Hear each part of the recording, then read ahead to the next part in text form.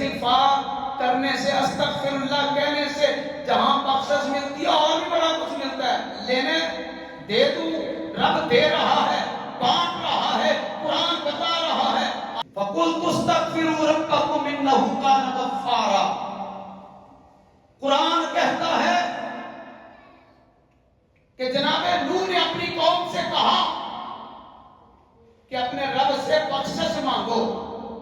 فَقُلْتُ اسْتَغْفِرُوا رَبَّكُمْ، اللہ غفور الرحیم ہے، رب سے بخشش مانگو. إِنَّهُ كَانَ غَفَّارًا، وہ بڑا بخشنے والا تمہیں بخش دے گا. یرسل السماء علیکم، سنیے کہ بخشش ایک مانگی ہے ہم نے، بس کہا استغفر اللہ استغفر اللہ استغفر اللہ. اللہ تو بخشنے والا، اللہ تو غفور الرحیم، اللہ تیرے سوا کوئی بخشنے والا مہربان. بس یہی ہم رب سے کہہ رہے ہیں. اللہ کہتے ہیں تو نے بخشش مانگی، جی اللہ. اللہ کہتے ہیں جا تجھے بخش دیا. یرسل السماء علیکم مدرارا، جہاں بارشیں نہ ہو وہاں استغفار کرو، رب موسلا دھار بارشیں بھی عطا فرما دیتا.